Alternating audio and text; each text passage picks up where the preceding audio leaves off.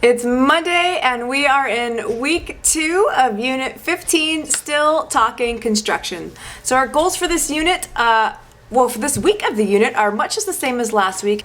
We're just going to keep on introducing the language around construction and construction sites and what can happen at construction sites and our construction vehicles. As always, we are going to use very easy to prep but also very engaging activities using practical items from around our home, and these activities are really going to help build those math, science, and language skills. If you can't find the same items around your home that we are using, you will easily find a replacement within your own home that's suitable for you and your kiddos.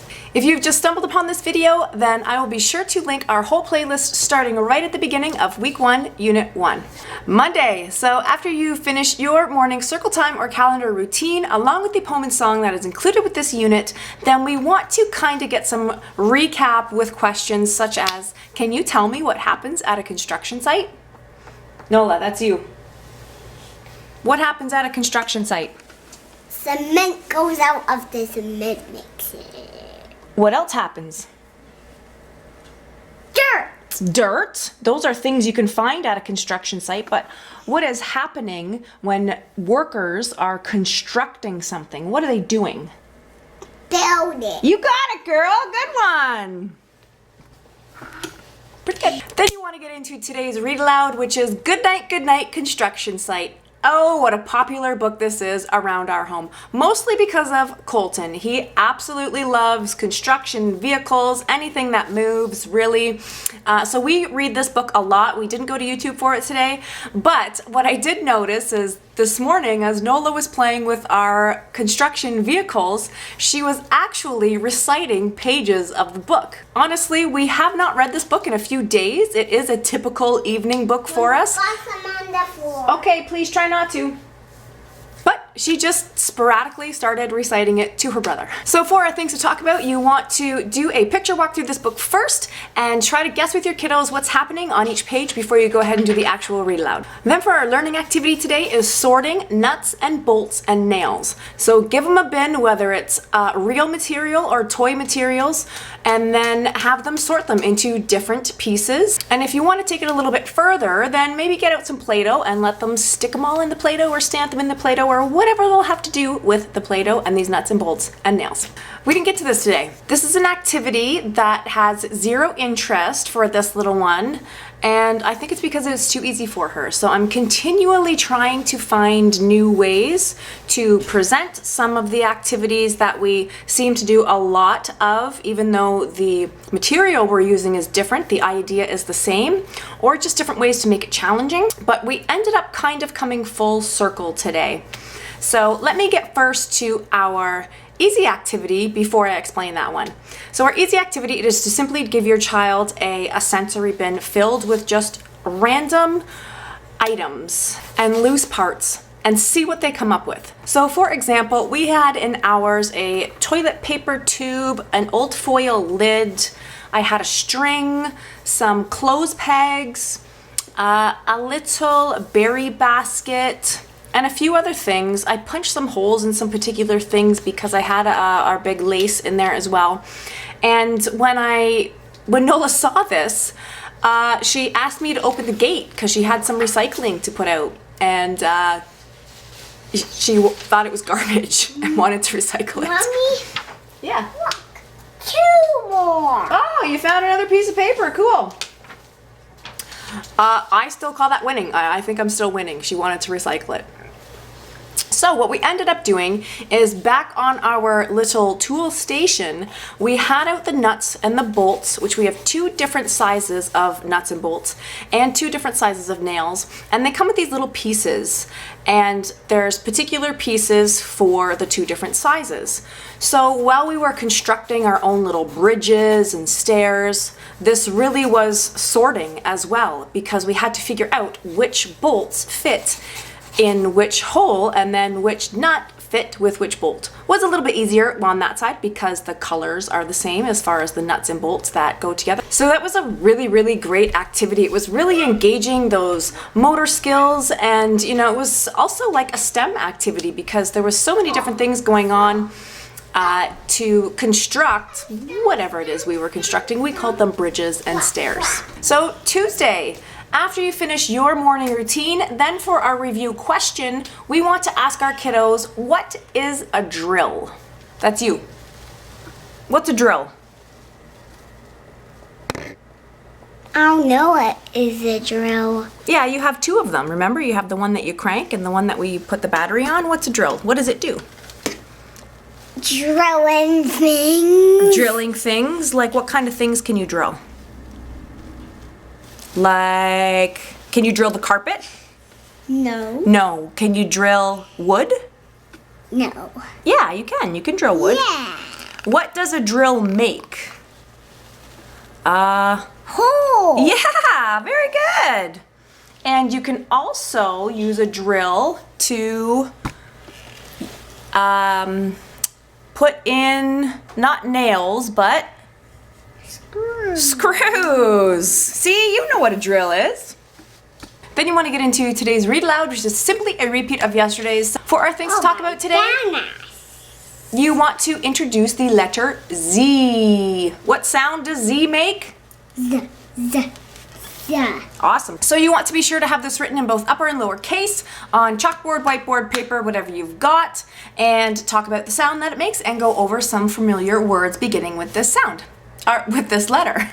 Then you can go back through today's read aloud and have them spot the letter Z on just a few pages. Our learning activity for the day is an alphabet hunt. So get out those Post-its, write the letter Z, scatter them around your house, and have your kiddo find them. Now, this used to be one of our favorite games to play, and now it seems that we get a little bit tired of it. So this time we played letter Z, hide and seek.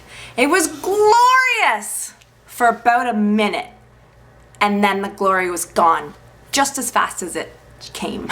So there's still some Z's around the house that are to be found, and we are slowly working on those. Then our easy activity for the day is a hammer trace with sticker dots. So draw the outline of a hammer on a piece of paper. Hammer trace. And give your kiddos some sticker dots and have them put the dots on the line to make a hammer. Or to make a hammer, you can also use drawing.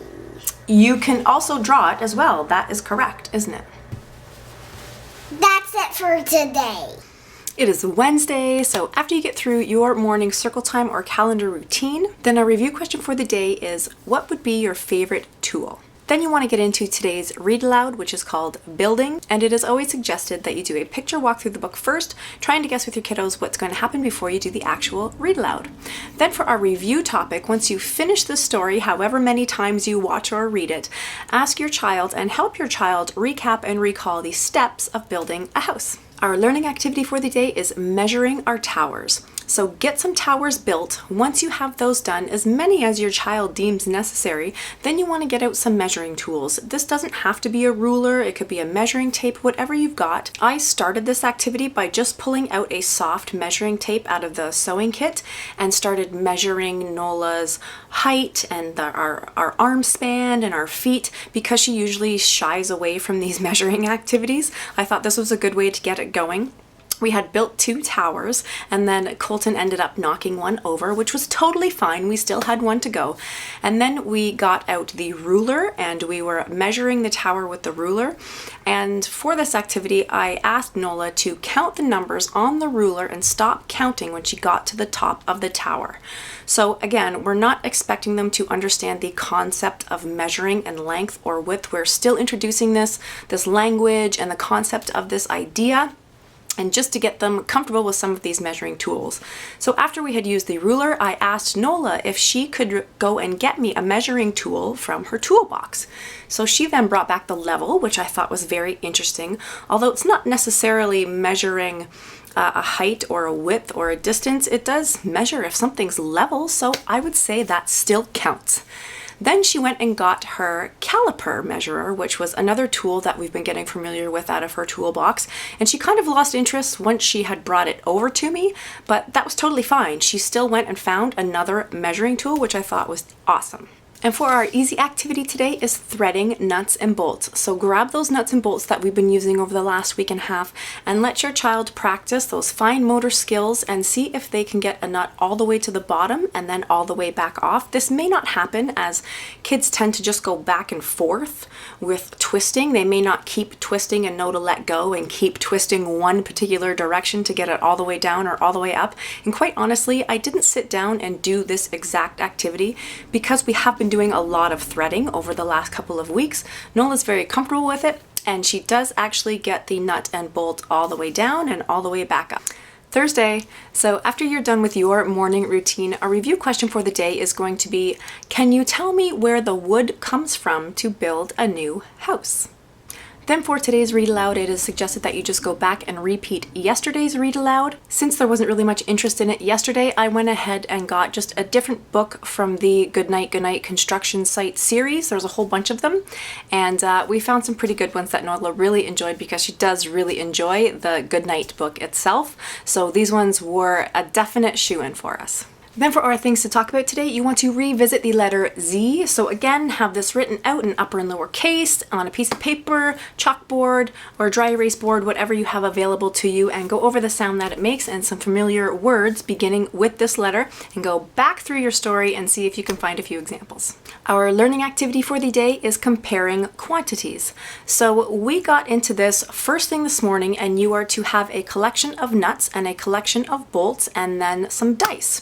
And you want two comparing stations. So however you want to mark this off, we just used a placemat and I put a piece of tape down the middle, and I made this a competition to make it work for my girl. Otherwise, I didn't think I would hold her interest very long. So what we did here is I let Nola choose whether she wanted to be the nuts or the bolts. Then she rolled a dice, and whatever number she rolled, she counted out that many of her bolts on one side. Then I rolled a dice and counted out the number that I rolled on the other side, and then you are to compare more and less in this scenario. So you would ask your child who has more, who has less. You can help them count it out, help them however you need to in understanding this concept. And this is where I really made it a competition, was I'm gonna win, no, I'm gonna win. We kind of had that back and forth, and that made Nola really want to play. But while we were playing, I saw this as another opportunity to include our grouping numbers together. Now, this is not suggested in the program. This is something that I just threw in there. So once we had each counted how many we had, and once we figured out who had more and who had less, then we would go and we would count them all together as one big group. And lucky enough for us, while there was still interest and we were still playing, we actually had a tie, and then it was 5 and 5, which I thought was a great opportunity to use the high five and give me 10, give me 5, give me 10 example. So that's what we kind of did back and forth, just to help her kind of understand the grouping of numbers a little bit more. Our easy activity for the day is painting with tools. Grab some tools and squirt some paint and roll out the paper and just let the creative juices flow. We grabbed some tools that would be easy to clean, I will admit, and squirted out some paint and had some fun stamping away until our masterpiece was complete. Now, Nola really didn't want to do this at first because she knows she's going to have to clean them when it's done, so I had to promise that I would clean the tools all by myself once this activity was done, and we had a lot of fun doing it. Friday, so after you do your morning circle time or calendar routine, along with the poem and song that is included with this unit, if your kid is still interested, I will say Nola still really likes the song, I think because we can change up the verses so much, she really enjoys that aspect. Then you're going to want to get into today's read aloud, which is called Construction. We watched this book 2 times through. Then for our things to talk about, you really want to ask your child and help them recap and recall information about construction sites. So something along the lines of, what types of trucks and vehicles would you find on construction sites, and what are those jobs that those vehicles do? Our learning activity for the day is an alphabet review on a whole slew of letters that we have done so far, and again, with my kiddo, I have to include the whole alphabet or it's just no fun, and even activities like these that she used to find very exciting, I'm finding I gotta change it up, I gotta make it new, or she just doesn't want to have anything to do with it anymore. So I remembered that I have a little pack of just plain wooden letters, stashed away, and I pulled those out, and before she woke up this morning I just hid them all over the house. I hid them in places where we don't usually hide stuff for our alphabet hunt with the Post-its, places we don't usually hide when we play hide and seek. So this was more of a surprise. I didn't say anything about it. I just let it be, let her start finding them. She found half a dozen or so and then collected them in a basket and then didn't really care to find any more. And then a little while later, she found a few more. Colton was finding them, and whenever he would find them, that would make her want to find some more.